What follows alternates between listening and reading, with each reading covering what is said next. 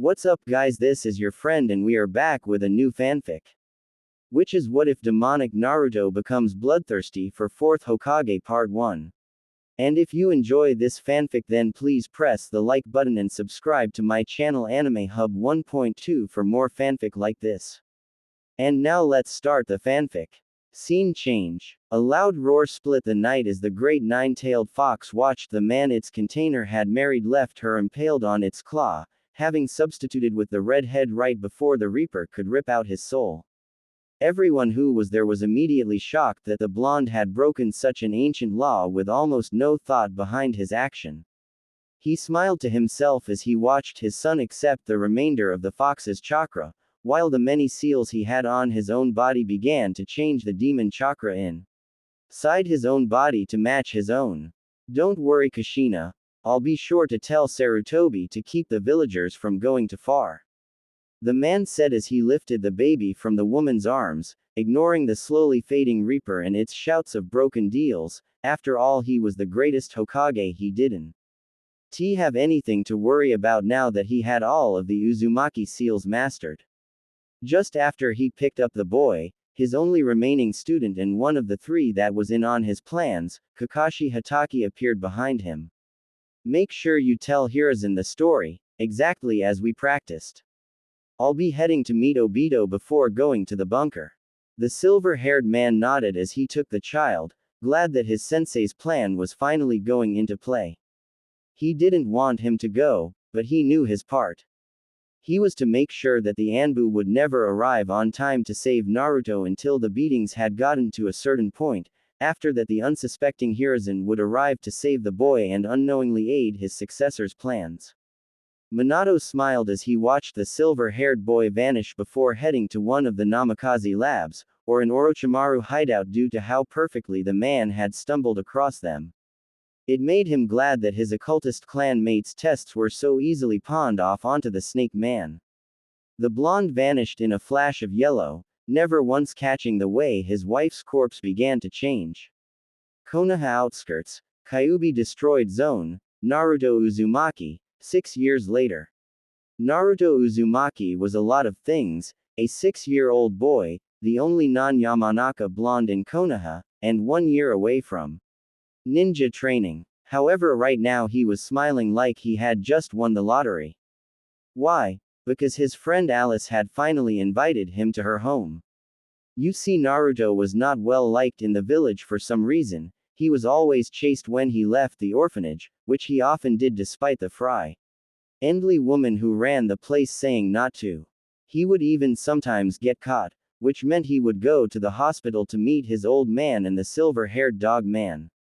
However, going out was also the only time he got to see his friend Alice, who had found him the very first time he escaped from he mod of drunks. The girl was odd the first time he saw her, with porcelain white skin, golden blonde hair, and a blue and white dress in some weird style he had never seen before. She was quite the sight.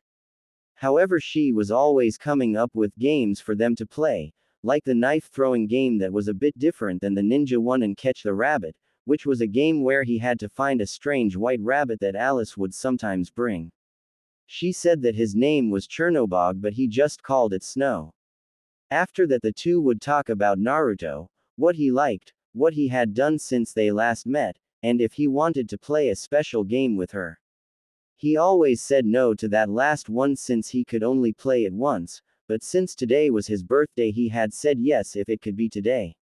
The girl had smiled brightly and went off to make the plans, giving him a neatly drawn map to an old building where she lived with her older sister. When he had told the matron about this, the woman had smiled and given him a kiss on the forehead, saying that she gave him a special good luck charm. He thought that the charm was great because nobody saw him even when he was in the middle of the road. Now though, he was standing in front of an old rundown house that looked to be partially collapsed, making him wonder at how Alice always kept her dress so clean before he walked into the house through the partially destroyed door. Naruto had expected to see a large amount of broken furniture with pieces of the walls and ceiling all over the place. Instead, he came into a sort of church building, with black brick walls and glowing purple symbols on strange banners. However, his inspection was cut short when Alice appeared next to smiling brightly. You came. You really came. I can't believe it. Naruto smiled at his friend's excitement, quickly following her as she dragged him towards the altar. However, he couldn't help but notice that her hands were ice cold. It was odd, but he wouldn't judge her. She was the only friend he had. All the other children followed the aide's example of staying as far away from the boy as possible. He didn't know why, but back when the not drunk people were the only ones in the mob, they started winding up dead, or at least that was what people thought due to their mysterious disappearances and the fact that their entire homes were covered in blood when they were searched.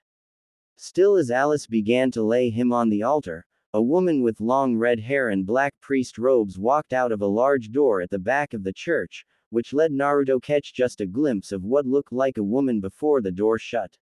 Ah, so you finally invited him over, Alice. The redhead said with a small smile on her face as Alice nodded excitedly. Yep, it's his birthday today, so he wants to play the special game. Naruto was utterly lost as the two girls talked, however he couldn't help the feeling of dread that was buoying in his gut. What are they talking about? He wondered as the redhead walked towards him. The woman stopped next to his head and stroked his hair, her smile turning just a bit more loving as she stroked his hair. Don't worry. You will only feel a slight pinch before Mama will make it better. Naruto looked at the woman questioningly before he felt something bind his arms and legs to the altar as the woman forced his mouth open, letting Alice show him a small creature that was curled into a strange shape. Let the game begin, the blonde girl said, her voice holding a strange presence it didn't have before as she dropped the creature into his open mouth. That was immediately followed by pain as the redhead placed her hand on his shoulder as a bright light erupted from her hand, and that was all he can. EU before the pain caused him to black out. Konoha outskirts, mysterious church, Alice. The little blonde girl giggled as she watched the boy's body change, and his already delicious power turn that much more appealing to her kind. That was mainly because Alice was a demon, to be more specific, a chaos demon. She was personally glad that she got to help prepare Naruto for these two gifts. However, she couldn't help but want him to just help her with her games, but that was not her place to pick. The red-head woman looked like she was just about to cry as Naruto thrashed around in pain. While she might be a little worried for the boy, she wasn't heartless after all. She trusted that he would be fine. After all, she had already chosen to follow him without the oath of subjugation by the cathedral. There was just something about him. Shaking her head at the new minister's behavior, Alice began to walk out of the building. She stopped when a voice called out to her. Remember that Naruto will need some special nutrients when he awakens, so be sure to pick them up. Alice just nodded as she grinned. That meant that she got to play some more before she had to come home. 8 years later, Cathedral of Shadows, Naruto. Naruto sat with his back against the wall as he panted from the exertion he had just gone through. He was currently in his home for the past 8 years basement, which was made specifically to help train him in controlling his new powers. Apparently the game Alice had him play all those years ago was actually a ritual designed by the ruler of the cathedral to create something called a demi-fiend. The reason he had starting the training now was that he had just been held back in the ninja academy for being the nine-tailed Jinchurik. According to Kushina, the Minister of Shadows and his current caretaker, the people of the Leaf were nothing more than dead weight and easily swayed by senseless logic, if it could even be called that. The woman seemed to be a bit too personal about this, but after finding out that the matron at the orphanage had been a demoness named Lilith and he lived in a demon church, that wasn't a big concern. However, he was giving a mission from the higher up in the church, a woman who was the avatar of Deet H, where he was supposed to stay in the Leaf Village until a certain event in the future. Oh Naruto Tilda, where are you? Tilda, his training partner sang out as she searched for him, drawing Naruto from his trip down memory lane as he realized that the voice was really close to his current position. Pressing his body farther into the shadows of the wall as he started trying to sneak away from the source of the voice, trying being the key word as his hunter came around the corner at the very moment he started. The woman who came around the corner was someone who he had been getting intimately familiar with, mainly because she had been throwing him around like a ragdoll whenever he had trained in his new powers, especially his Atma.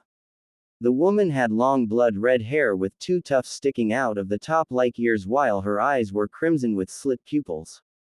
Her body was covered with a crimson fur that hid every inch of her skin from view with the exception of her face, hands and feet.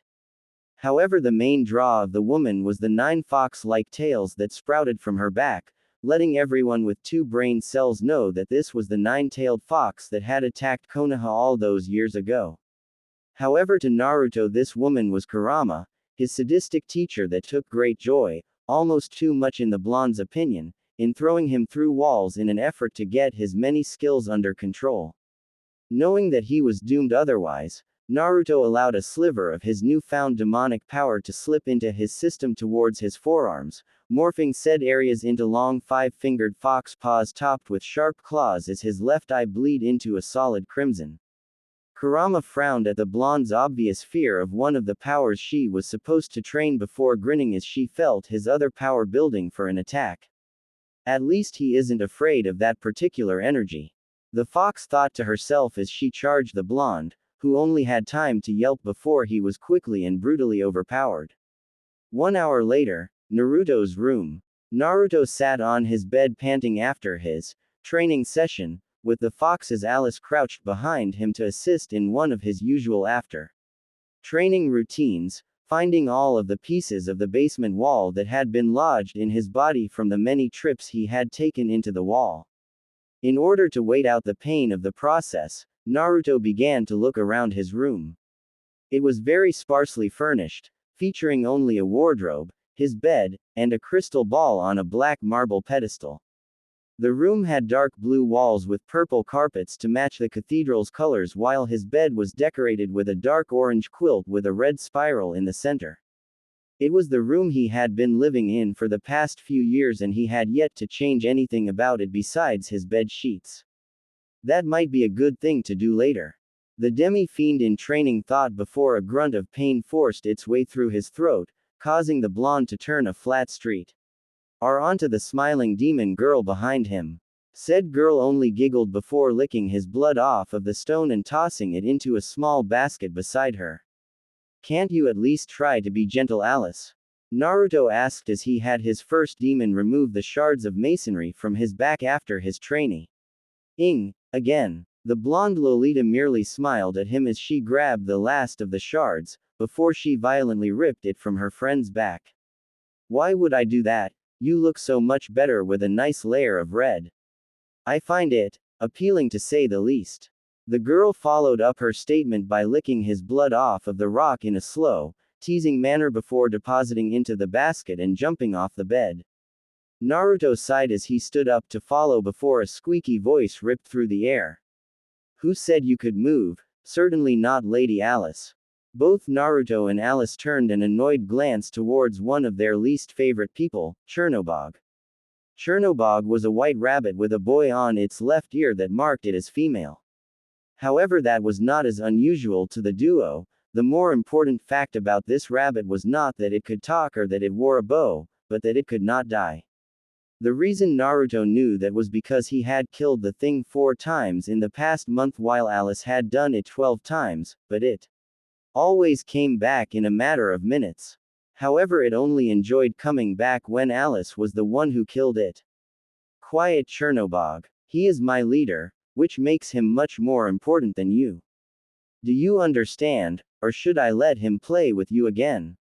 Alice followed her statement by wrapping her arms around Naruto in a just barely within friend range hug while giving the rabbit a smile, and Chernobog became livid almost immediately after. However, the main reason for that might have been because of the confusion she felt after being assigned AG Ender after so long of being genderless, which she could blame Naruto for because he hated thinking of the rabbit as an it. Before anything else could be said or done, however, Kushina came into the room with a roll of bandages before freezing at what she saw. Naruto could only gulp as the woman's hair began to rise into a set of tails that the blonde knew that there would be hell to pay. The next morning, Naruto was rushing through the doors of the cathedral as he tugged on the last piece of his usual outfit. Said outfit consisted of a black hooded jacket with stylized designs that looked like demons and angels on each sleeve, while the back of the jacket was dominated by a large number of shapes that came together to make a fox, not a nine-tailed one but a regular fox. His lower body was covered by a study pair of dark gray Anbu-styled pants, while his feet were covered by a pair of study work shoes. It was supposedly a special form of clothing worn by a powerful man a long time ago, but that was only according Kurama. To him it was just cool looking and comfy. Anyway, Naruto smiled as he navigated the narrow back streets of Konoha in his casual clothes with a small smile on his face as he made his way through the alleyways that lay between the cathedral and the Konoha Shinobi Academy. He was heading there for the second day of a short, get to know your class, event. It was something that happened every year on the week before the academy starts, but normally he was excluded from the other wannabe ninja.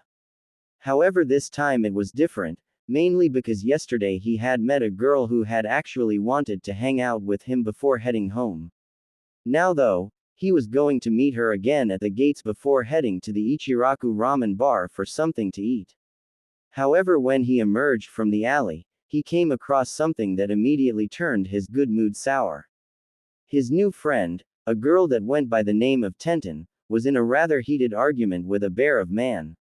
And from what he could tell, it was about him, typical. Why do I have to stop hanging out with him? He's a nice guy. Why can't you see that? Tenten yelled at the man, who was obviously more than a little angry that this was happening before he spotted the object of the current argument, and growled. Fine then, I'll give you a choice.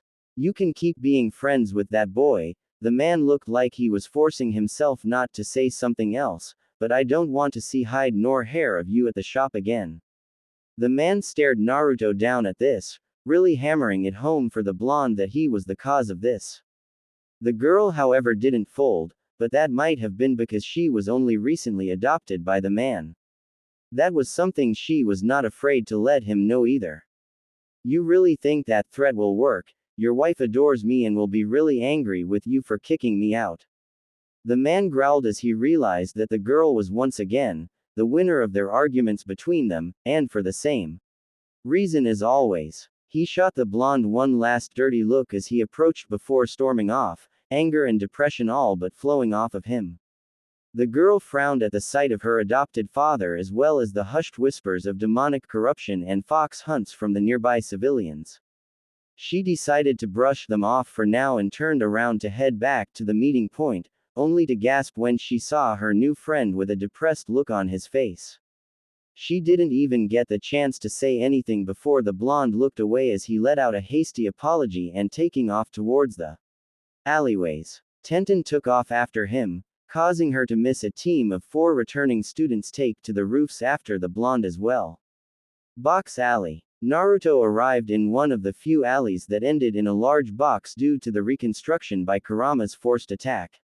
He was currently in the process of calming down as his sadness triggered his Atma, meaning that the Atma lines crawling across his face while his fiend tattoos also began to manifest.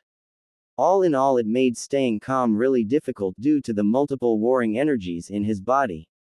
Unfortunately, it was at that moment that the ragtag team of failures landed in the alley behind him in an effort to box him in. Those poor idiots didn't know what they were dealing with. The warring emotions with Naruto swiftly settled on anger as he took in the 4 people in front of him as the leader stepped towards him with a scowl on his face as he began talking. See, our parents were right. Not only is this kid a monster, but he also took over that poor girl's mind. It's up to us to put a stop to. The boy didn't get to finish before a fist was driven into his throat, followed by his nose being forced to meet the blonde's knee and finally finishing the boy by grabbing him by the throat and slamming him into the ground. The poor kid's 3 friends could only stare in shock and fear as the blonde turned his gaze towards them. You showed up at the worst possible time. That was all the blonde had time to say before the 3 kids booked it, especially since they just watched the strongest of them get destroyed without a chance. After they left, Naruto turned his gaze towards the last boy and kicked him in the gut as thanks, because if the idiot hadn't tried to attack him he more than likely would have lost control, and that would have all but ruined the plan. With a sigh of relief at the control he currently had, Naruto began to make his way back to the academy. That course of action was halted when he spotted Tenten at the mouth of the alley with starry eyes at what she just saw, and Naruto knew what she was going to ask before the words even left her mouth. You gotta teach me how to do that. Naruto sighed again before smiling at the girl, glad that she was still willing to be his friend after how her adopted father had acted about it. He decided to rationalize it like Kurama and Alice did, humans are strange. Single quote. 3 months later, with Naruto. If one were to be close to the broken down building that held the Cathedral of Shadows, they would have little trouble hearing the sounds of combat from its basement. The opponents currently involved in said combat are the team of Naruto and his friend Tenten versus the ever sadistic Kurama, but the only thing different about this training from the usual getting thrown into walls was that the duo was doing an okay job covering each other. However, with all the experience the duo had working together, things were going a bit differently. Zan! Naruto shouted as he threw a blast of wind at Kurama as the fox attempted to lodge her fist in Tenten's stomach, forcing the fox woman to dodge or be thrown into a wall herself. The time that it took for Kurama to avoid the wind attack gave the bun-haired girl time to make her way over to Naruto, and that made Kurama smirk at how quickly the girl had adapted to her new place in the church. The fox discarded those thoughts as she rushed at the duo, hoping to land a solid hit on one of them, an action that was becoming rarer as the two kept getting better at working as a team. She was caught off guard when, instead of dodging her attack, the duo charged to meet her instead. The fox only had time to widen her eyes as Tenten lashed out with a kunai, the weapon radiating the aura of a gram slice, while Naruto attempted to drive his own fist into her stomach in a lunge. The duo had managed to effectively trap her as there was no way for her to stop her own movement to dodge backwards while going straight would cause her to meet both attacks. In addition to that, she couldn't go to either side as their attacks were spaced perfectly to guarantee at least one would hit. The fox had to smile at that, on the inside of course, as she dodged Tenten's gram slice and accepted the fist into her stomach, soon followed by the rest of Naruto's body as he allowed his momentum to carry him into the lunge. However, the fox looked slyly at the blonde before wrapping her arms around his neck and pulling his head into her, taking an almost sick satisfaction from the feelings of embarrassment and utter loathing from Tenten and Alice respectively. However, she took a special joy in the almost overwhelming rage from Kushina, even though the woman was on almost the other side of the cathedral. A few hours later, Naruto was currently in Kushina's office after the woman stormed into the basement claiming that she felt something terrible in the universe. Still, now Naruto was helping Tenten get the hang of her own powers, which had been granted to her by the comp she currently wore on her right wrist. The sudden power the comp gave her had been a weird situation for the girl at first, but after she learned how the thing worked, it became a lot easier for the girl to adjust. The comp was a metal bracer that was inscribed with countless seals and demonic runes to grant human members of the cathedral, which at this time meant Tenten, access to 3 special abilities, the first of which being the power to use the spells and skills of demons. The second ability a comp granted someone was the Demon Summoning Seal, which allowed the wearing to talk to and make pacts with demons. The last was a feature called the Locator, which was a weird seal on the comp that allowed the wearer to locate any member of the cathedral or demon in the nearby area.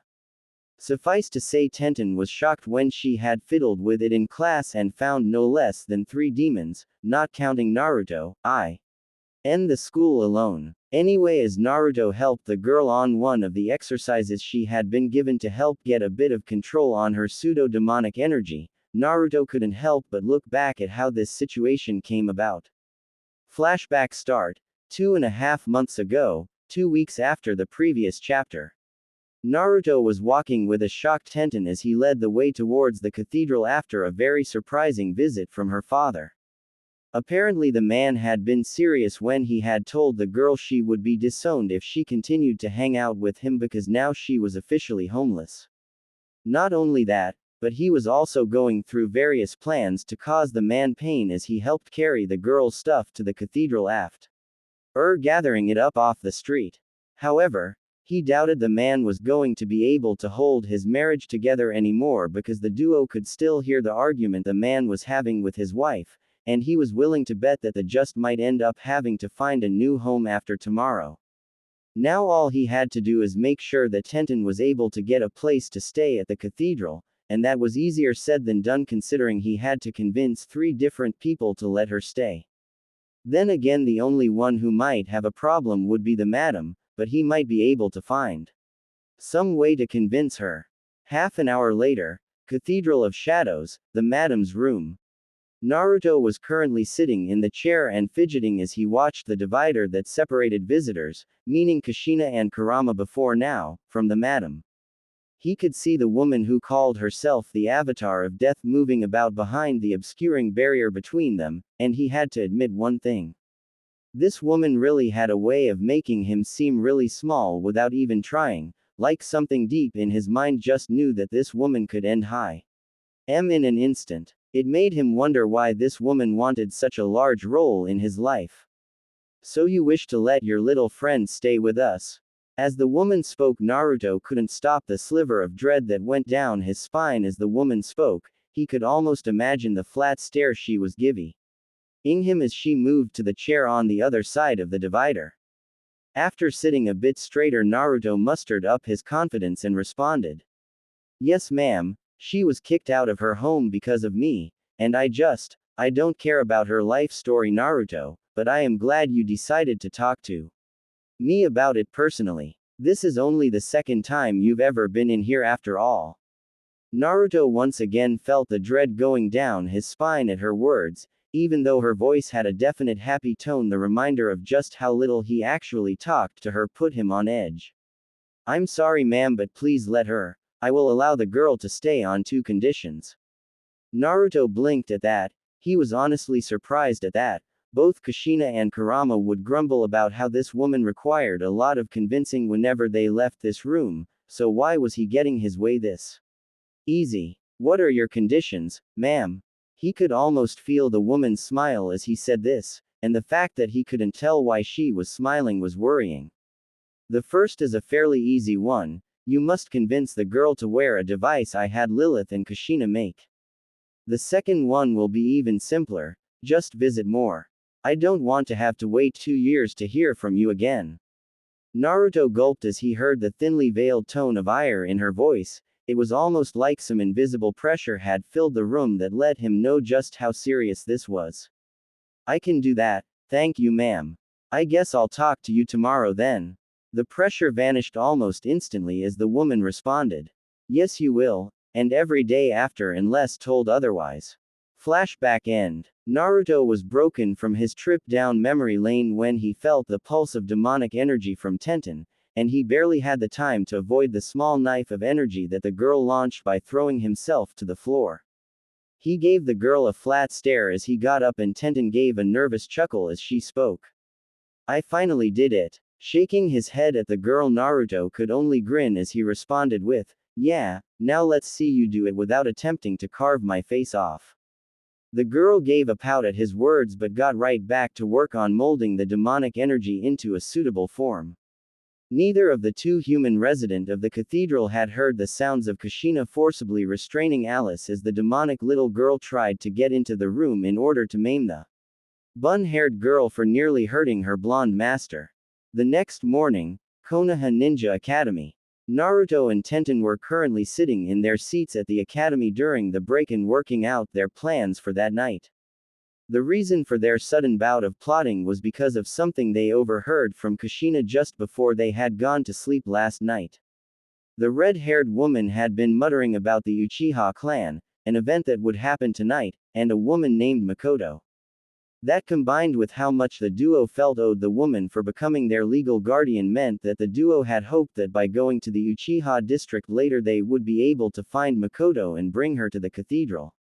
If nothing else, the Minister of Shadows would be able to have a friend to talk to other than Kurama and Alice, and since the fox woman seemed to hate her and the demon girl barely tolerated anyone but Naruto, this would without a doubt lift the woman's spirit. However, as was becoming tradition for their school days, the duo was approached by a group of other students who came to save Tenten from Naruto's demonic control, something that the duo often laughed about at the cathedral due to how ironic that statement actually was. Yet the worst part about this little interruption was the leader of the group, a brown-haired boy that went by Ken, who had seemed to have made it his mission in life to hassle the duo ever since the academy started. Well, if it isn't the village punk and his no-good girlfriend, what are you talking about, huh? Knowing you, it's something that will cause the village trouble. Ken's voice was grating as all hell, and if you add on the fact that his mother was Kazashi Haruno's little sister and you have one annoying kid that probably shouldn't be a ninja. However, in a relatively welcome addition to the routine that had started, a girl by the name of Beth stood up from her spot across the aisle from the two members of the demon church. Beth was a girl with long, straight, light brown hair that fell neatly down to the middle of her back with the bangs held out of her face by a white cloth with blue designs on it. Her outfit consisted of a dark blue, long-sleeved dress that was cut off just below her hips and her legs were covered by an off-white pair of pants. Attached to stomach and elbows of the dress were sections of gray leather armor, while her right shoulder had a guard made of lightweight chakra metal, which matched the metal skirt and boots she wore. Finishing of her outfit was a white shoulder cape that had the same blue markings as her headband, only the cape seemed to have seals of some kind built into it, as the girl often changed to color to something more suited to a forest when the class did hide-and-seek exercises. She also has a sword on her hip that is held in a dark blue sheath with a white cloth wrapped around the handle. The girl gave Ken a stern look, which caused the boy to flinch, before she started on one of her now well-known verbal beating. You all should be ashamed of yourself. Only people who don't respect themselves resort to bullying others. In fact, you should think about how you may be forced to work with some of these people you're bullying may be forced to save your life in the future. What will you do if someone holds a grudge on you and leaves you to die? I hope you take this to heart this time, but knowing you're going to do this again tomorrow. Naruto watched as more members of the group took on a frightened look as they gazed at the two. Beth seemed to have really driven home her point this time, as almost the entire group seemed to be rethinking the lies that may or may not have been fed to them by their parents. It was this reason that Beth was one of the only people the duo counted as friends. The other four who were a part of that circle were three boys, Yoshio, Woro, and Rock Lee, and another girl that went by Kaga. All in all, the 7 students were a very tight-knit group, but there was conflict among them as well that was mostly present in Yoshio and Woro. In fact, whenever the two were near each other and started to give opinions, it almost always devolved into a fight. However, both boys respected Naruto enough to follow his lead when they chose teams for group practice. After his followers had gone back to their seats, Ken turned towards the two with a sneer and opened his mouth to speak, but fortunately was cut off by the two Chunin-sensei coming into the room to start the lesson. This made the boy grit his teeth before heading to his seat, not wanting to get detention for disrupting the lessons. This left the duo with plenty of time to finish up their planning before the academy let out for the day. Later that day, end of the academy. Finally over. I thought it'd never end. Naruto said as he led the group of 7 out of the building they had been stuck in. Naruto gave a quick glance to the clock sitting on the gates to the academy and was happy that there was still time left before the PLA.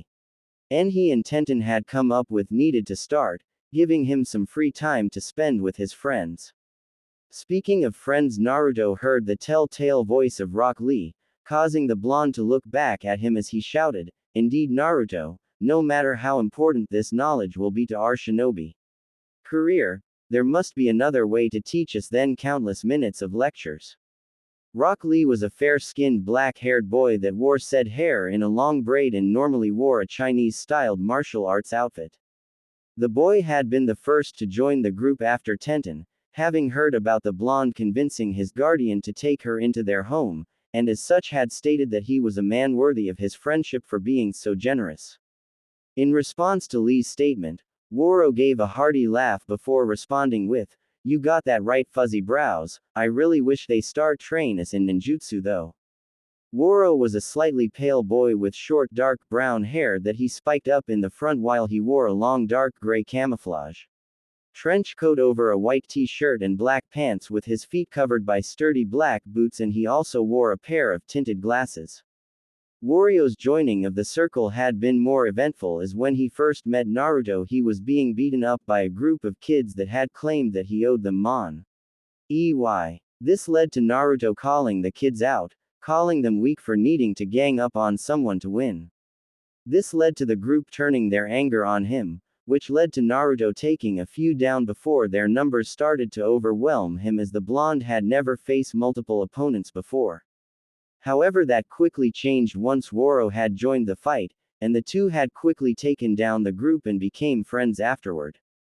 Of course you can't wait to learn jutsu. A person like you only care about making the biggest explosions possible and not something like genjutsu or medical juts. This time it was Yoshio who spoke, taking his usual digs at Woro as he normally did, seeing as how they both had vastly different views on life. Those views happened to be Yoshio wanting to be a ninja to keep Konoha peaceful, while Woro wanted to become the strongest ninja in village, but not Hokage, as he couldn't stand paperwork. Yoshio was a boy with slightly tan skin, shoulder length, wavy light brown hair, and he normally wore a closed red jacket and dark blue pants with the standard shinobi sandals, which were also red. The reason Yoshio became a member of the group, despite his immense dislike of Woro, was for a slightly tamer incident than Woro.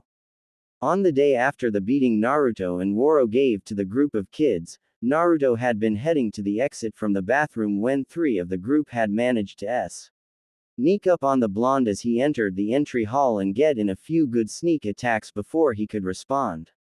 However, when Naruto did respond, one of the teachers had come into the hall and caught sight of the blonde attacking the kids. This had led to the blonde being dragged to the headmistress' office before Yoshio arrived, having seen what had happened from the second floor, and told the teacher what had happened, leading to the three kids being dragged off instead of Naruto. This led to the two hitting it off and becoming fast friends, though Naruto doubted that Yoshio would ever be able to be anything close to civil with Woro without him around. Kaga sighed as she picked up her pace, joining Naruto and Tenten up near the front as she started grumbling about the two children that had started arguing behind them, making Naruto smile and Tenten giggle as Yoshio and Woro fought, while Rock Lee tried and failed to get the two to settle down. Kaga was a girl in the year ahead of the rest of the group, and she took advantage of that fact by calling the rest of the group kids, though it was mainly when a fight broke out between the two opposing forces. Kaga normally wore a long dark red dress with the shoulders being drawn over a pair of pads, while the front was exposing a black shirt and necklace with 6 large beads on it. Kaga had joined up with the group rather suddenly a week after Yoshio did, having heard about Naruto triumphs over the other children, and had told the blonde that he was strong enough to be her subordinate. That was ignored as Naruto declined instantly. The girl had not given up, however, and over the course of another week decided that she would rather have him as a friend than not at all.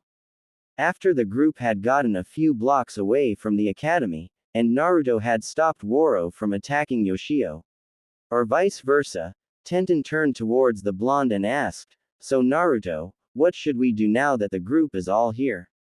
This led to Naruto looking at the group before turning to the bun-haired girl and saying, "We get lunch." This statement was met with shouts of approval from Woro and Rock Lee, smiles from Tenten and Beth, and nods of acceptance from Kaga and Yoshio. I was this reason that Naruto was the center of the group. He was the only one that knew exactly how to make everyone agree on something before the group headed towards their usual after-school hangout, Ichiraku Ramen Bar. As soon as the group had piled into the ramen shack and placed their orders, anyone who cared to listen would hear nothing but the sounds of a group of students enjoying their lunch and everything that goes with it. On the 3 rightmost stools, Woro and Yoshio were having a nice civil conversation, about what flavor was the best for ramen while Rock Lee managed to stop said conversation from devolving into a brawl by sitting between them. On the other end of the row of stools, Beth and Tenten were asked Kaga questions about her studies, wanting to be ahead of the rest of the kunoichi in training by learning from the black-haired girl. In the very center seat, chatting quietly with the waitress Ayame, a brown-haired civilian girl that was the daughter of the man who ran the ramen bar, was Naruto himself. The blonde Jinchuriki turned demon couldn't help but smile as he watched his friends have fun with each other, ignoring the fact that Woro was being held back from slugging Yoshio by Lee after Boy made a not-too-friendly remark out the glasses wearing Boy's mother. It was time like these that the boy wished that the world could be at peace, but then reality set in as a phrase Kushina's constant teaching had drilled into his brain. As long as there are humans, there will be conflict, and as long as there are gods and demons, humans will have a reason to hate. Expertly brushing that thought aside, Naruto reached over and smacked Yoshio on the back of the head before he could rile Woro up and more, giving both a firm glance as their fighting almost damaged the counter they were eating on. The two shared a glance before nodding and giving the noodle their full attention, and just like that Naruto was greeted to the sight of high circle of friend actual peaceful. He gave it 5 minutes before it went back to normal before he ordered another bowl. Just in Community Forum. More. Naruto. Demonic Savior by Ron Steele. Megami Tensei in Naruto's overrated. English, Supernatural and Adventure, Naruto U. Words. 27k plus. Faves. 322. Follows. 341. Published. March 10, 2014. Updated. September 25, 2016. 60 Chapter 4. Prologue for the first battle. It's time for another chapter, and this time there will be action involving the Uchiha clan. It's time to get serious. Enjoy the new chapter. Disclaimer. I do not own Naruto or the Mega 10 franchise. If I did, both would more than likely suck, but Kishimoto seems to be done with his yeah. Human disguised demon talking. Human disguised demon thinking. Jutsu spells Atma brand. Tailed beast demon Atma avatar talking. Tailed beast demon Atma avatar thinking. Scene change. Evening twilight. Cathedral of Shadows. Naruto and Tenten. Are you sure this is a good idea? Tenten asked as she leaned against the door of Naruto's room while the owner of the room was preparing to sneak out of the Cathedral of Shadows.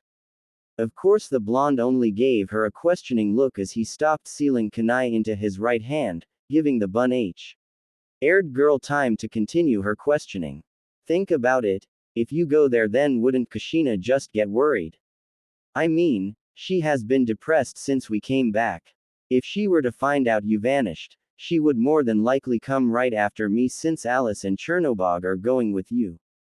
Naruto nodded at the bun-haired girl's point. She would get in a lot of trouble if the woman found out he was gone. Still, after sealing the last two kunai, the blonde walked over to the girl and grabbed her shoulder as he stared into her eyes. Don't worry, I'll be going there, getting this Makoto woman, and coming right back. What's the worst that could happen? As soon as he finished that question, Naruto walked right out the door of his room, Alice already being in his mental compendium for easy summoning. He never noticed that Tenten was starting to freak out slightly as she imagined exactly what could, and more than likely would, go wrong. This was Naruto she was thinking about after all. Konoha outskirts, area outside of the Uchiha compound, nightfall. Naruto had been intending for his trip to be just a quick in and out, visit the clan head's house, grab Makoto, go home and have a nice snack. That plan had gone out the window when his mind was hit with a wave of fresh life force, something that only happened when he had slain one of his training demons. The fact that he was nowhere near a dead creature meant that so many people were dying in such a short amount of time that it was sending their remaining life force out in a giant tsunami-like pulse that only demons or those with comps would be able to pick up. His was proven right when the voice of a certain white rabbit resounded through his mind. We are going to have company soon. Naruto didn't waste time responding to Chernobog's statement, as that would leave him with less time to escape the inevitable surge of feral demons, and he could hear some of the fast demons rushing towards him as he started to climb the walls of the compound. Naruto yelped as he felt something snap at the air just behind his leg as he pulled himself over the wall and fell onto the ground on the inside of the compound, landing on something soft as he did. Allowing himself a moment to calm down, Naruto looked around to get an idea on what happened and immediately wished he hadn't. Littering the ground around him were various bodies of people who had at one point been members of the Uchiha clan, and he quickly got to his feet as he noticed that he had been lying on the body of a middle-aged man. Naruto swallowed as he felt his throat run dry at the sight of a feast of powerful meat before he beat down his Atma avatar's impulses, not wanting to give in to the desire to gorge himself on the helpless corpses. Shed your human skin, Naruto, some of the demons are getting up the wall. Naruto was thankful when Alice's voice cut through the fog that was clouding his mind as Atma lines had begun spreading across his skin, and he sent the blonde demon girl an affirmative as he pulled his Magatama's powers to the surface. Naruto felt himself slump to his knees as his jacket dissolved into his skin, leaving his upper body bare as a series of complex glowing black tattoos spread across his being, along with a horn that grew out of the nape of his neck. The blonde was vaguely aware of his pants being torn just above his knees as he pushed himself back to his feet, the only thing remaining of his former appearance being his shoes, pants and hair as his eyes were now a piercing yellow color to show the demonic power racing through his body. Looks like it's getting easy to change. I guess Kurama was right about it getting easier the more I do it. As Naruto said this, he rolled his shoulders, working out the slight stiffness as he noted the underlying demonic tone to his voice. We've got company. Chernobog's shout was the only warning he got before three creatures flopped over the wall and began attempting to stand, and Naruto couldn't help the smirk that crossed his face as he saw what his first real battle was going to be against. The three creatures were very similar to humans at first glance, however, due to his enhanced eyesight, Naruto was able to see the differences clearly. The creatures were each had a very dark green skin color, sporting torn but pointed ears and skinny limbs topped with 5 clawed digits each and disgusting yellow eyes. Along with the physical traits, the creatures also smelled like fresh death and decay, along with an hint of old blood that just sealed the deal as to what they were. The three demons were ghouls, demons of the ghost race that normally haunted graveyards and cemeteries. In other words, these things are no threat at all. As soon as Naruto finished his thought, he slid into a ready stance, bringing his hands up to cover his face and chest as he faced his side towards the ghouls, and as soon as he finished he heard Chernobog say, "They know we're here, we have to fight." GHT. The difference was that this time Naruto did respond to the rabbit's statement, vocally no less. Let's kick some feral. The ghouls all turned towards him as he said this before they shrieked in hunger and rushed him with the intent to feed. Play music. SMT Nocturne Ost. Normal battle. Naruto sidestepped the first ghoul's wild swing before he slammed his fist into the ghost's chest, blasting it off its feet and sending it flying backwards before he ducked under the next one's tackle. The final ghoul tried to take advantage of Naruto's current state by jumping at him, intending to pin the human-turned-demon face down before tearing into him with its claws. Unfortunately for the demon, Naruto had no plans of being its meal, and he proved that when his fist took on a dark gray aura. Before he shot up and sent it flying through the creature's skull with a single thought, lunge. Naruto ignored his now gore-stained fist as he let the ghoul's headless body dissolve into nothingness, instead choosing to roll backwards to avoid the first ghoul's attempt to land on his back. He solved that demon's problem when he put his hands on the ground and shot his legs out in a mule kick to the demon's chest. He smiled as he heard the crunch of the ghost's chest caving in from the force of the blow before he flipped to his feet and lashed out a fist to catch the only surviving ghoul in the throat. He then followed that hit up with another to the face, then the chest, then a final uppercut to the jaw that all but turned the demon's jawbone to dust. He watched the demon stagger backwards as he gathered mana into his right hand to form a small cyclone in his palm, which was Un sent flying through the ghoul's chest as Naruto whispered the name of the spell, Zan. Naruto stood there with his hand extended as he watched the creature shamble towards him before falling forward, dissolving into nothing before it even hit the ground. The blonde grinned as he felt the ghoul trio's experiences flood his mind now that the battle was over, and he raised an eyebrow when he saw a technique the creatures had known float through his mind before it sank in. End music. Feral Claw, huh? Sounds like fun. I'll need to try it out when I get the chance. As soon as Naruto finished his thought, he took off full speed towards the clan head's house, having a vague idea of where it was due to his adventures across the village when he was younger. In fact, he was surprised to see the building so close after he exited into the main road of the compound, along with the surprising amount of bodies littered all over. He shook of the sights of the massacre and took off towards his target building, having just barely noticed a shadow jumping down from the building's roof and into the backyard, leading to his going straight through the house and tripping the security seals to alert the Hokage, just in case he bit of more than he could chew. He couldn't be stupid about this. He did want to live after all. Makoto Uchiha, clan head's home, living room. The matriarch of the Uchiha clan was currently stuck between a rock and a hard place as she watched her oldest son duel her husband in a battle to the death. They had both been startled when they heard the sharp ring that symbolized their security system being triggered, and that shock was what had saved her husband from being skewered by her son as he went on high alert from the noise, letting him trade a quick death for a deep gash on his side.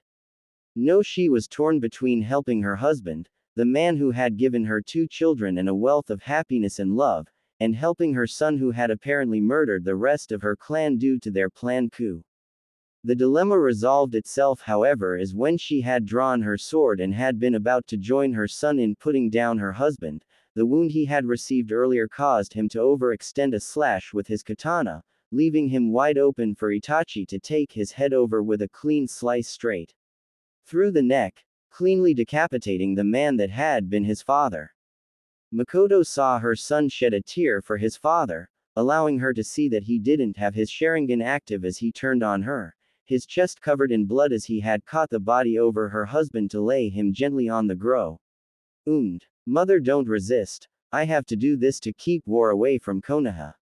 The woman's grip on her ninjutsu weakened as she heard that. She hadn't thought about the possibility of war breaking out as a result of the coup, and she honestly felt like an idiot as she realized that not a single person had thought about that outcome. She noticed Itachi grip his tanto tighter as he got closer, and just before she had given up on fighting, she heard a slightly familiar, yet somehow different, voice ring out from behind her. Back away from her, you bastard. Zan. What followed shocked the woman as a small blast of green wind flew past her and slammed into her oldest son's chest, sending the boy flying back before a cloud of smoke concealed his body and a log took his place. Makoto couldn't help the grimace as she saw that the small wind attack had punched clean through the log before dispersing. What happened next actually floored the woman as she saw the son of her late best friend Kushina shoot past her and jumped at Itachi, who looked just as shocked to see the blonde as she was. However, the woman was more curious about the strange tattoos the blonde had now, along with the strange horn he now sported. The woman, she sank to her knees, suddenly feeling the stress of the recent events starting to get to her. As she sat on the ground, she couldn't help but notice that the chakra in air of the compound seemed off somehow, as if there was something ripping the air apart with its presence. The ringing in her ears didn't help any either. The woman shook off the insane notion as she focused on the blonde boy that was charging full speed at her son. Naruto. Naruto growled as he jumped into the air and pulled his fist back, intending to take full advantage of the mysterious assassin's surprise at his presence to drive a full-powered, momentum-driven lunge right through his skull. Unfortunately, the man was still aware enough to think, meaning that the instant before the blonde's fist collided with his face, the man was once again covered in a cloud of smoke before Naruto hit something with enough force to shatter it completely. When the smoke cleared, Naruto found himself staring at what might have been a decorative statue before its untimely demise. Naruto barely managed to throw himself into a forward roll when a familiar Tanto blade flew through the air his chest had just been occupying, and as he hit the ground he blasted a Zan into the man's chest. Naruto grinned as he noticed that he finally landed on the man and he chased after as he flew backwards through the air before jumping and slamming his fist into his stomach. However, as soon as the man hit the ground, but before Naruto was about to hit him in the chest with a lunge, he was stopped by a kunai flying at him from the stoop of the house as a voice called out at him, "Leave my brother alone, you monster."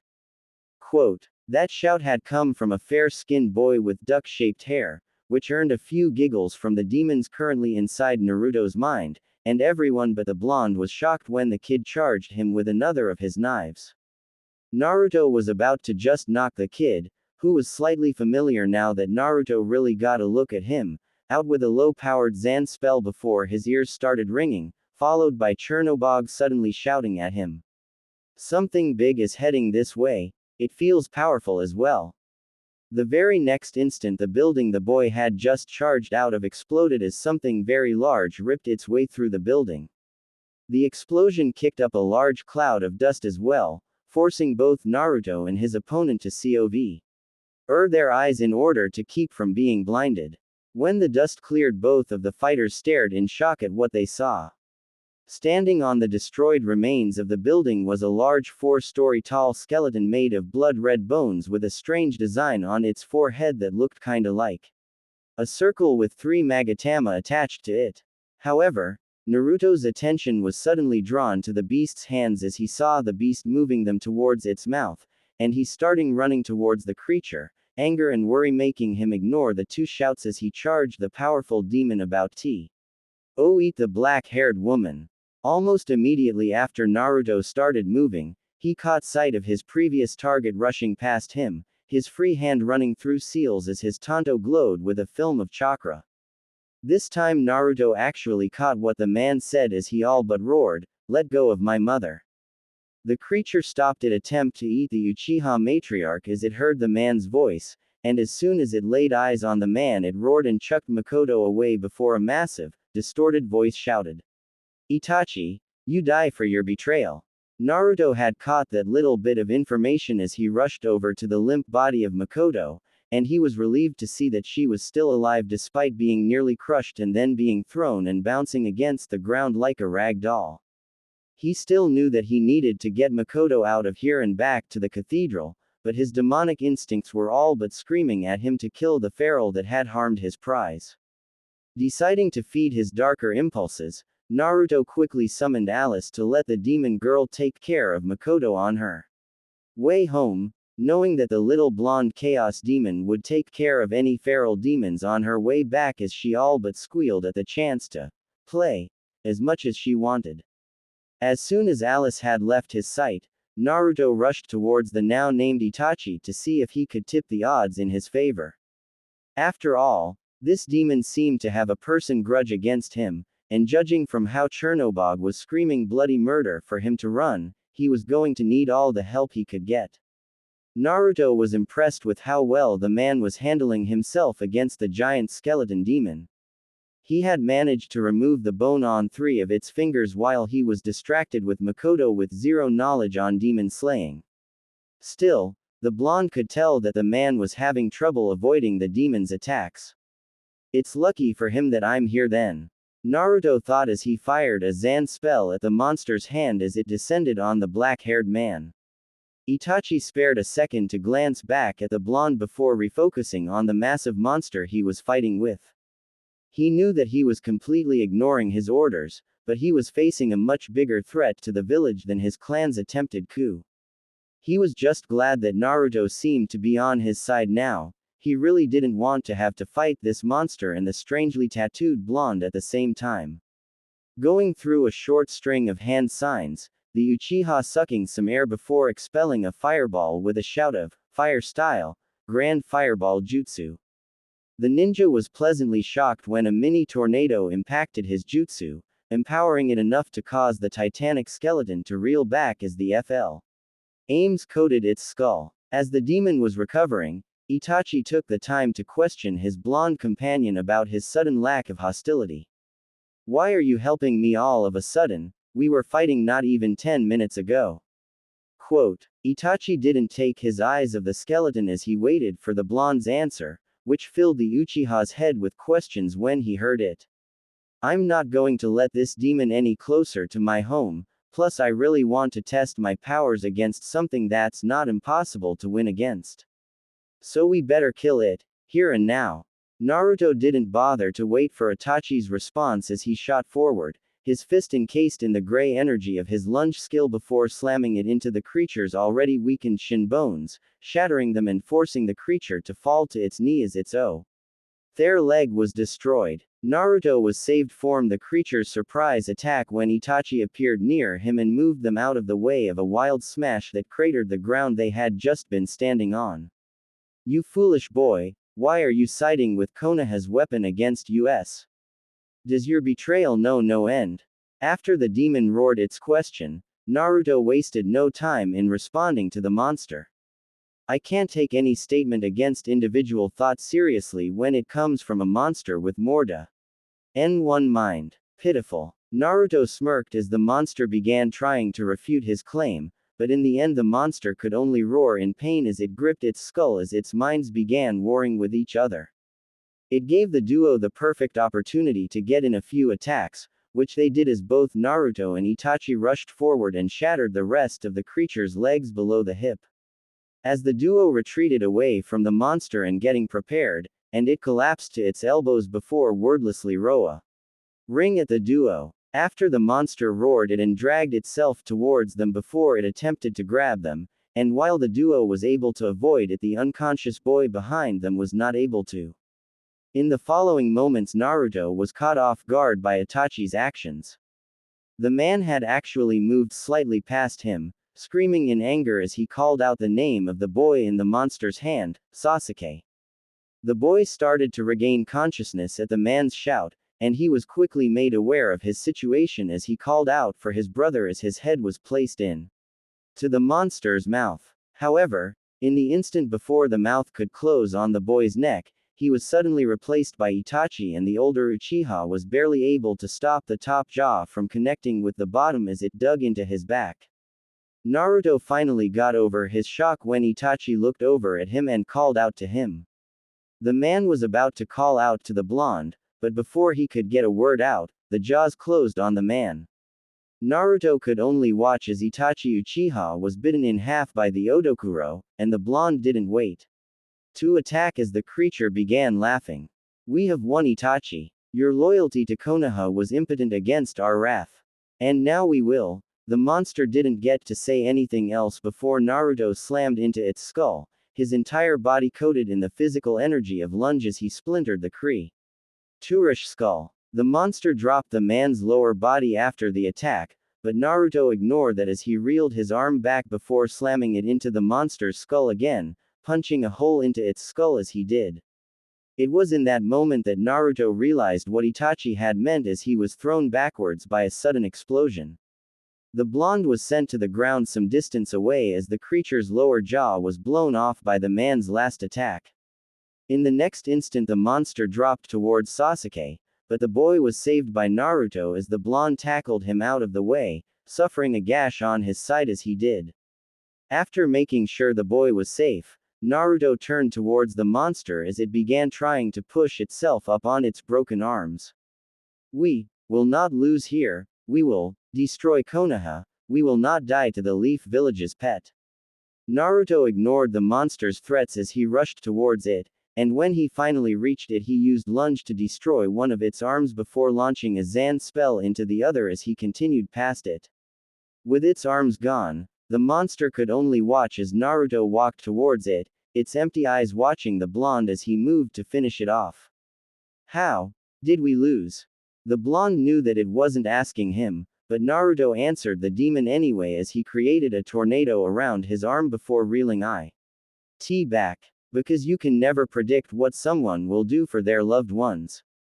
Naruto would swear for the rest of his days that he saw a glimmer of light in the demon's eye sockets before slamming his fist against its skull, which sent the tornado forward to tear the nearly destroyed demon's skull to shreds. As Naruto stood in front of the giant ribcage with his arm outstretched, he spotted something on the ground where the center of the creature's head had once been. Curiosity overpowering Chernobog telling him to get out of the compound, Naruto went to check out what he had seen. As he crouched amongst the shards of bone and shredded earth, he was caught by surprise when he found a strange bug in the creature's remains. However, before he could grab the bug to inspect it, the little creature suddenly shot into his mouth, skittering into the opening before dissolving to join its fellow in his soul. Unfortunately, as Naruto was adjusting to the sudden, and incredibly painful, infusion of demonic power, Konoha's Anbu operatives had finally managed to finish getting into Uchiha compound despite the odd monsters that had attacked them on their way.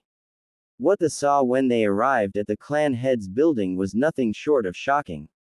The professional ninja saw that the building they had arrived at was nothing but rubble, and in front of it was a giant ribcage with a blond man standing where the skull should be. The ninja were about to move to apprehend the man before he was surrounded in a set of golden rings before he vanished. The ninja were shocked, but when they saw the stun from of Sasuke Uchiha, which the Anbu were quick to take to the hospital. However, while two of the operatives took the only living Uchiha away from the site, the rest moved to report what they had seen to their leader. Cathedral of Shadows. Naruto was barely conscious as he arrived in his room in the cathedral. That did not mean that he was not aware of the fact that his room was currently hosting not only Tenten and Alice, but Kurama, Kushina and the unconscious Makoto Uchiha as well. He was vaguely aware of the fact that he was being yelled at by Kushina, but the pain was starting to overwhelm him.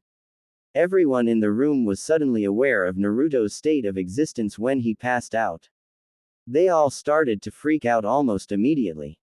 Naruto let out a groan as he awoke and he kept his eyes closed as pushed himself to his feet, wondering where the screaming pain of his muscles was as he did so. After he was standing, and he finished checking to make sure that he wasn't dead, the blonde finally opened his eyes to see where he was. After he did though, the blonde had to blink multiple times to make sure that he wasn't seeing things.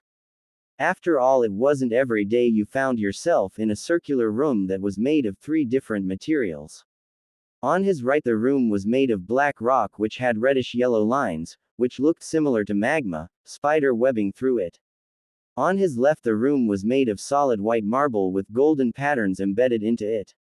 However, the area in front of him was made of what looked like average building materials like wood and metal, while the area behind him looked to be made of one piece of pure white material. The only noticeable point of entry into the room was above him, as there was a hole in the ceiling where all 4 sections of the room meet. After looking at what the room was made out of, Naruto was able to see the most notable thing in the room itself. In each part of the room was a single pedestal that matched the design of their surroundings. The right had the rock curling into a spiral before flattening out into a platform, the left had fancy marble columns that led into an intricately made golden shelf, while the front area had ordinary looking wooden platforms with strong metal supports holding them up, and the back just sported short flat spires in the material. It was only after he had noticed the pedestals that he noticed the last strange thing about the room. That thing was that out of all 4 pedestals, only 2 of them actually had anything on them. On the pedestal almost directly ahead of him was a glass dome, and that dome was what looked to be a mannequin of him, which was decorated with his usual demi-fiend tattoos. Below the glass on a small plaque made of metal were the words, "Neutral Fiend." Below the words were a set of 4 indents, though only one was filled with a small red spiral, which seemed like it was the Uzumaki Magatama he had been given when he first became the demi-fiend. The second pedestal was in the right section of the room, but it had what looked to be a crystal flame instead of a dome covering a mannequin of him. However, that was the only similarity it shared with the other occupied pedestal. The mannequin on this pedestal was decorated with what looked to be a black skeleton, with each part of the tattoo matching the bone it was over, going from the ribs, to the arms, and lower jaw. The only part that was not mapped out was the hands, which instead sported a pair of skulls on them. The plaque below this model read, "Chaos Fiend." Below it was a matching set of 4 indents, though the first slot was instead filled with a skull missing its lower jaw. This must have been the Magatama he just got, the undead Magatama, as the case may be. Before the blonde could do anything else, something suddenly fell into the room from the hole in the ceiling, and since he hadn't moved, Naruto was knocked unconscious by what felt like a rabbit-shaped block of concrete. A few days later, Naruto was suddenly aware of his consciousness returning when he heard the ending of a statement by Kurama, and he was just a bit lost at what was being said. And that's why I eat bananas like that, Alice. Now allow me to. Oh, he's waking up.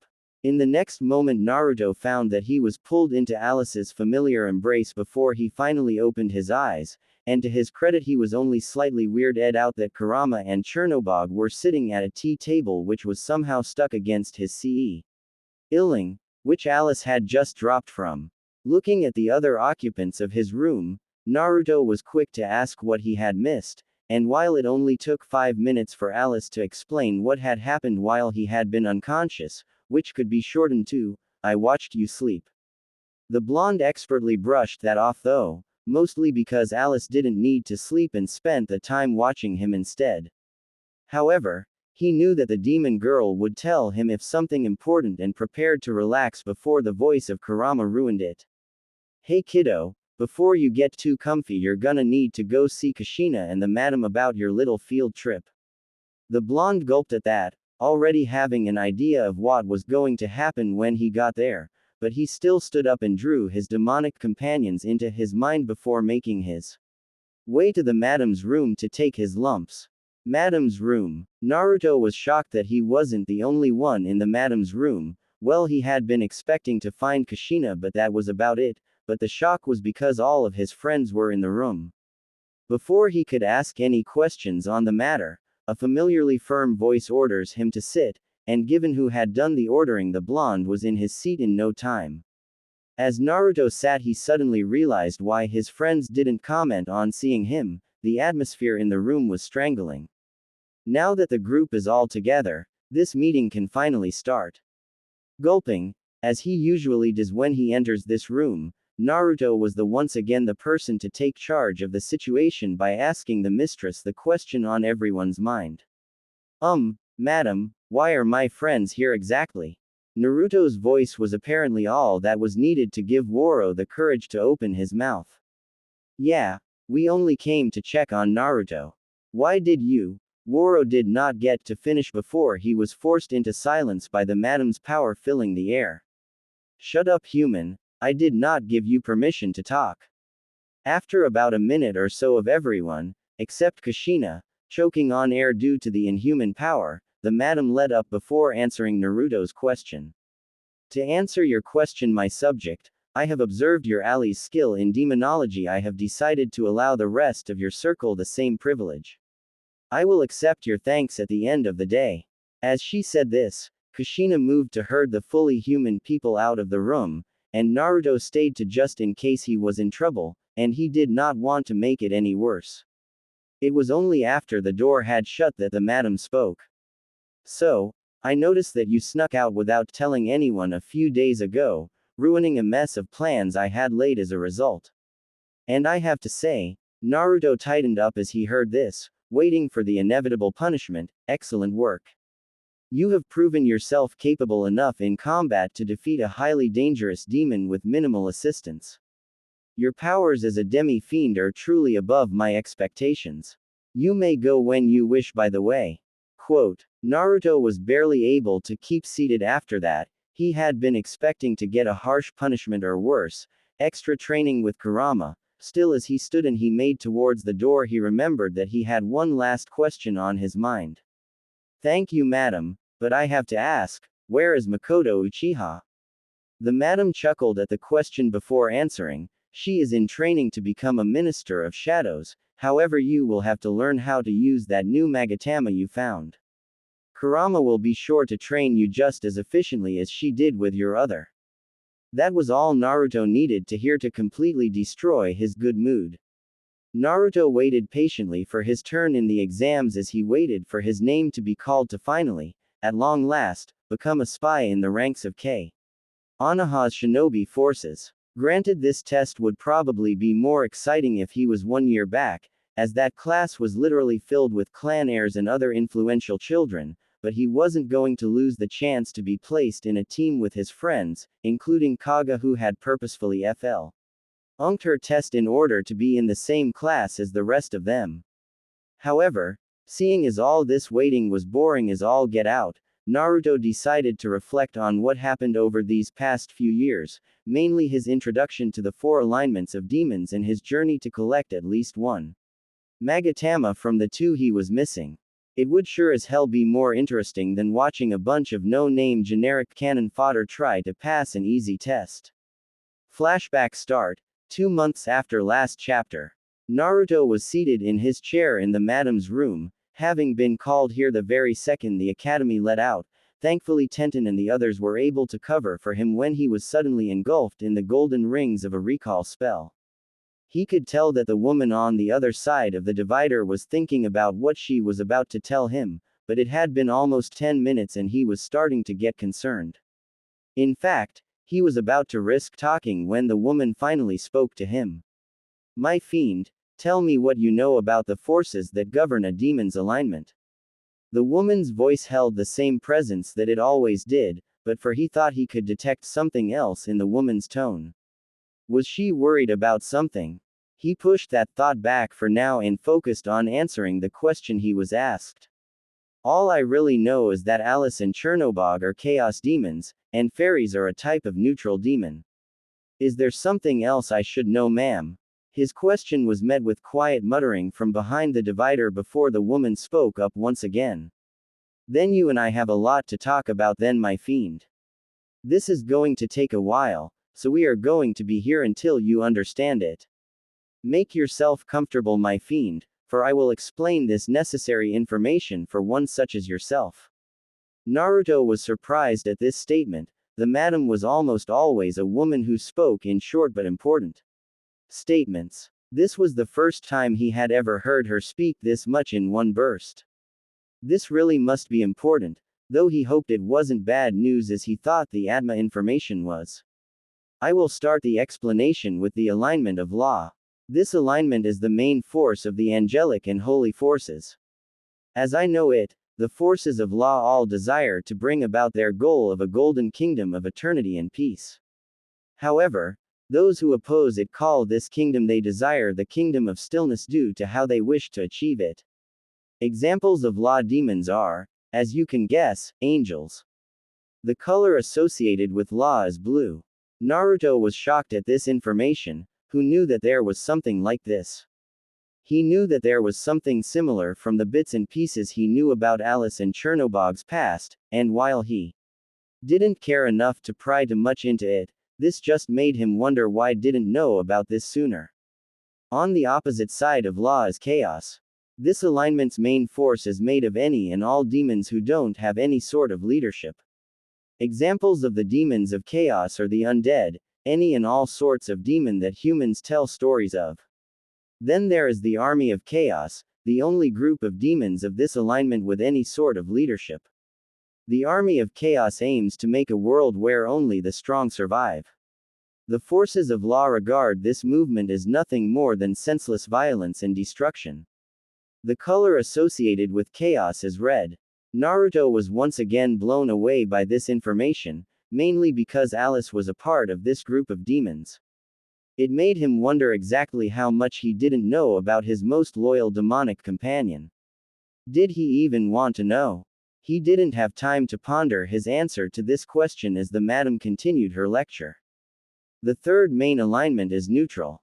Neutral is the alignment of almost every human and demons that fall under either natural forces or demons that come in kingdoms, like fairies and other such mythical creatures. There is really no main force of demons in this alignment, though this force has been the winner in every war between the alignments due to the fact that a human of substantial will always joins their side and leads them to victory. The color associated with neutral is green. Now that was something he did not expect to hear. There was an alignment that was actually led by humans. That and they always won the alignment wars. Color him impressed. The last, and widely considered not an actual alignment by the others, is the force of nihilism. This alignment has no actual demonic presence, but it still manages to have a presence, and remember that even a small presence is dangerous, for we of the cathedral are always a driving force despite our almost non-existent numbers. Its associated color is white. That is a fact the blonde couldn't counter, mainly because he was a member of the Cathedral of Shadows, and he knew all about how powerful this little group was, especially since he and his friends made up almost all of the church's NSIVE power. Now then, my fiend, do you understand this information? Naruto gave the woman an affirmative, and he saw the woman stand and walk over to a different part of her half of the divider.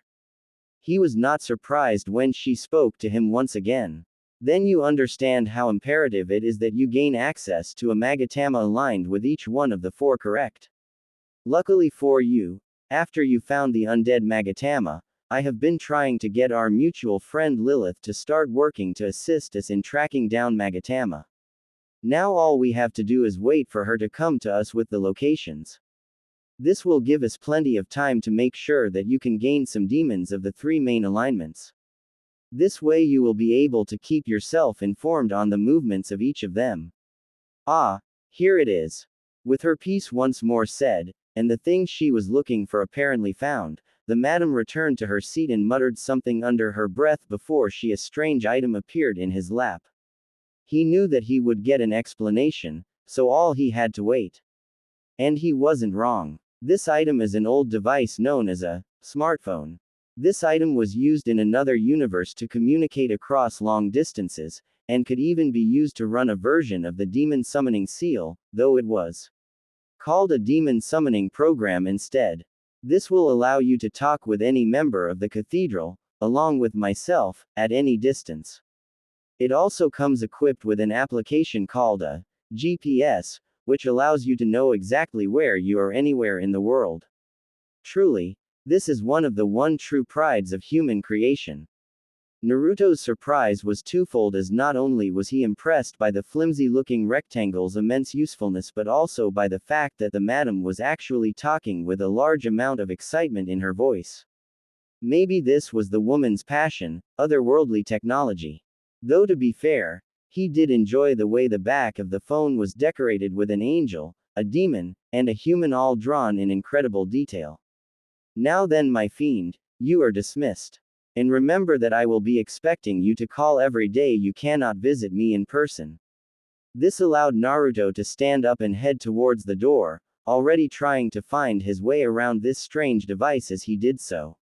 This was a day that was just bursting with new things.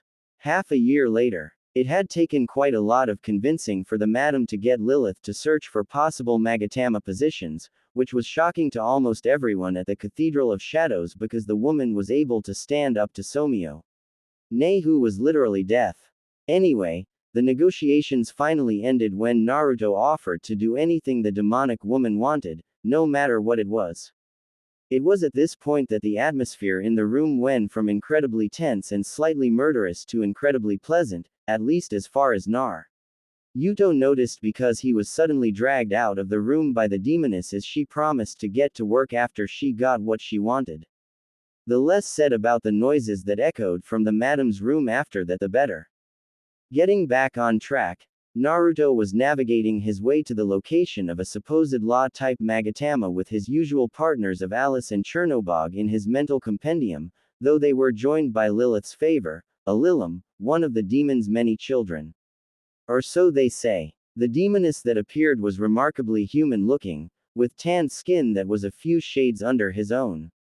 The next thing that stood out among her more human features was her hair, which fell to her shoulders, with her slightly pointed ears just barely peeking through the chocolate-colored locks. Her eyes were also the same yellow color that his took when he let his fiend energy take over, and seemed to almost always be giving bedroom eyes without even trying.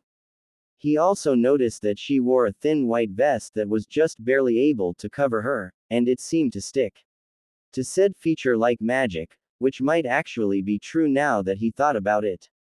He also noticed that she was wearing the shortest of shorts that were also white. Moving on, he was able to see that she had nice wings and a tail that were a pinkish color. Anyway, getting that out of the way, Naruto still hated referring to demons by their race, a holdover from his compassionate human heart Alice had said, so he had named the girl Maya. This had gotten him a much more than friendly hug from the demoness, and had started a lifelong rivalry between he and Alice that he was never quite able to stop. Anyway, that lead Naruto to his current location, possibly lost in the ocean of trees around the Leaf Village, wondering if he was even going the right way as he tried to ignore the voices in his head spitting insults at each other. Don't worry, master. Mother wouldn't send you on a wild rabbit chase, unlike certain others I could think of. He could almost imagine the false smile on the demoness face as she glanced over at the pale blonde. Then he could almost swear he heard something snap as Alice responded to this not subtle at all jab. She probably broke Chernobog's neck or something.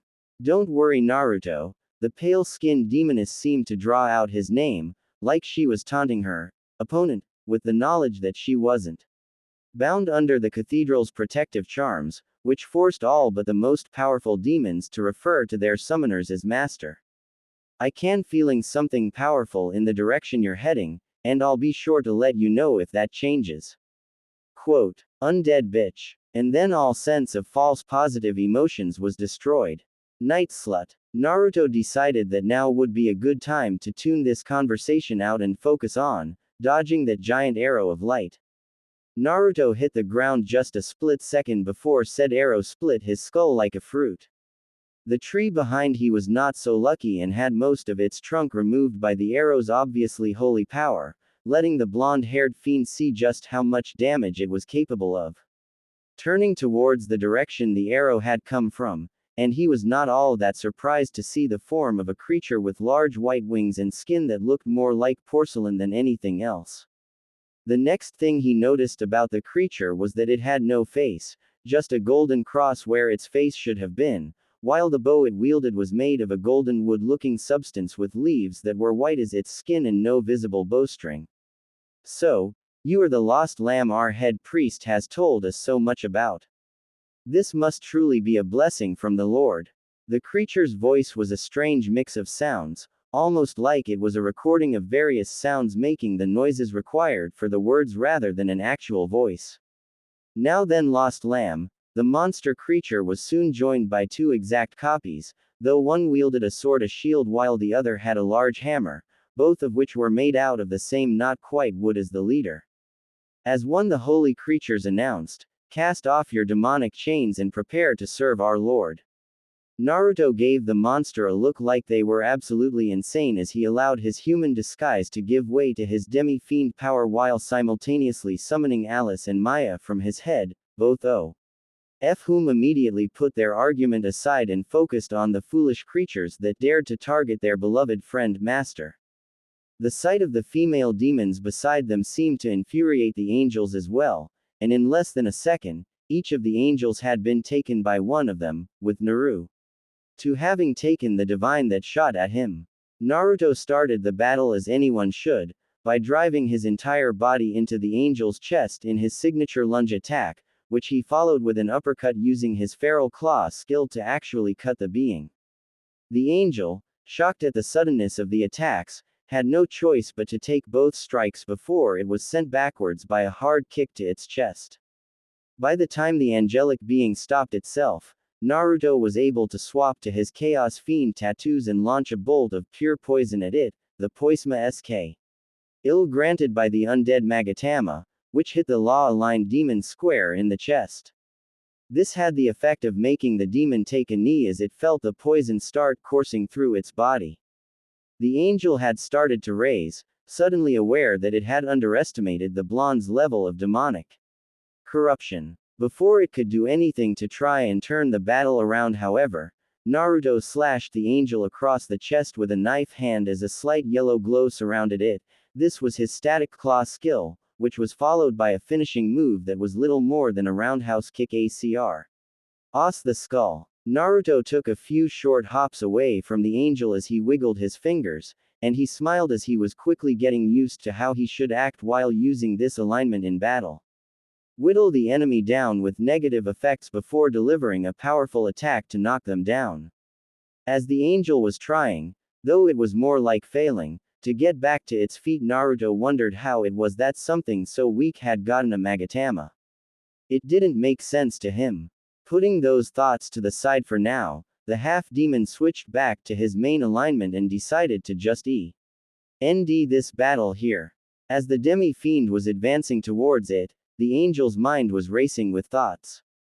It had been told that this blonde would be weak, unsure of how to use its power, and easily defeated and brought before the high priest. It felt the item it had been given pulse as if it knew something that had not been told to the angel. As it felt this pulse, it suddenly thought something that was borderline heretical. What if it was sent here to die, to feed this weird hybrid creature? Any further thoughts were cut off as Naruto drove his hand through the angel's chest, holding the squirming little bug-like creature that was a Magatama. He smiled at the fact that he had completed his mission before he watched the angel dissolve into non-existence. Sighing at what he was about to go through, Naruto decided to just bite the bullet as he forced the creature into his mouth before collapsing to the ground as he felt the creature begin to warp his being with its power. The last thing he noticed before the pain knocked him out was Maya and Alice rushing towards him. Mindscape. I'm never going to get used to that. That was the first thing he said to himself as he pushed himself from the dead center of the familiar room that was his Magatama room, as he had dubbed it. Turning towards the law section of the room, he was pleased to see that he had claimed the correct type as the platform now had its own glass dome with a mannequin of himself inside it. Moving closer to the platform, shivering slightly as he felt the natural energy of the law alignment crawl over his skin. It wasn't that it was bad, but it was the same for any of the 4 areas in the fact that it just felt wrong. It just hammered home the fact that these Magatama were way more than simple power-ups. Shaking off this train of thought, Naruto examined the mannequin that showed how he would look when he used its power. The first thing he noticed was the arms, as instead of bones or rectangles like the other 2, this one had feathers flowing down toward the hands, which had palms that were marked with what looked like simple halos on them. Moving towards the chest and back, he noticed that it was much simpler than the others, being that it only had more feathers floating on his pecs and upper back, but that was it. Heck, the only thing that was on his face was a simple set on angelic runes in between his whiskers. He then moved onto the name plate that was beneath the glass dome and read that this was apparently the Law Fiend, though the Magatama he got was left with a small green music note, which seemed to be the symbol for the Joy Magatama. He was about to try and return to consciousness, something he had no idea how he would go about doing. He noticed something, new to say the least and frightening to say the most. This thing was a simple, almost invisible hatch in the center of the room, which had an all-too-familiar symbol on it. The symbol of his Atma avatar. Gulping at being reminded of that particular side of himself, Naruto warily made his way towards it to try and see if it was actually closed or not. However, once he got close enough to the hatch, a strange voice filled his mind. You will accept me sooner or later. It was at that point that he was thankfully pulled into the world of consciousness. Cathedral of Shadows. Naruto shot up with such speed that he was almost certain he would have hurt himself if he was a normal human. The next thing he did was move a hand to the left side of his neck, the location of the very mark he was so afraid of. After he was sure that, no, he was not currently being consumed by the Atma mark, Naruto then noticed something else. He had no idea where Alice, and Maya to a lesser extent, were. Forcing himself to his feet, the blonde made his way towards the main area of the cathedral. It was then that he heard something coming from the summoning room, the sound of multiple people having a very loud argument. Moving towards said room, he grit his teeth and pushed open the door. In hell. I won't allow one of those mindless robots to join my master. That was Maya, and now he was wondering what was being discussed. Well, too bad for you, that is not your discussion to make. You will have to accept that an angel will join you, and you have nothing to say in the matter. Kushina glared back at the demon before her, not even slightly threatened by the fact that the demon before her looked ready to attack her. Seeing as he had basic grasp of what the conversation was about, he knew that he could easily step in now without being lost. I do believe that it's my choice actually. That statement drew the attention of both Maya and Kushina, with the Lilim having a look of smug satisfaction while the Minister of Shadows was floundering as she tried to find some way to convince him to accept an angel onto his team. Unfortunately for Maya though, he did agree with the red-headed woman. What? But Master, did you forget what those foolish? It was at this point that Alice decided to cut in, saving him the trouble of having to try and persuade the demoness himself. Your master has made a decision, you don't have any choice in the matter. Now then Naruto, let's just get this done with, shall we? Giving the platinum-haired girl a thankful nod, the half-demon began following Kushina towards the summoning room. As Naruto watched the red-headed woman summoning the divine into his service, he was well aware of the fact that both Maya and Alice were not the happiest with his decision, though the former was definitely more angry than the latter and would more than likely be that way for a good while before she calmed down. With the platinum blonde however, he was almost certain that she would not say anything about it other than a few questions as to why. As the room was filled with the strange mixture of dark and light energy that marked the summoning process reaching its completion, Naruto couldn't help but feeling a little nervous. That might have to do with the fact that mostly everything he'd heard about the biblical divine faction of demons painted them as nothing but soulless heartless robots that couldn't think for themselves, while the rest was the fact that they tried to murder demons with a single-minded fervor. Needless to say, as much as he wanted to wait and form his own opinion without any bias, this information kinda ruined that plan. As the energy began to force itself into the shape of the demon it had pulled from, wherever it pulled them from, Naruto, along with both his demons, were completely floored by the angel's appearance. Sticking with the safer, yeah let's go with that, bits first Naruto noticed that the demon was a fair-skinned woman with slightly wavy blonde hair that hung to her shoulders with a bit of her bangs covering one of her eyes which were covered by a black band with a white eye marking on it and a pair of white wings emerging from her back.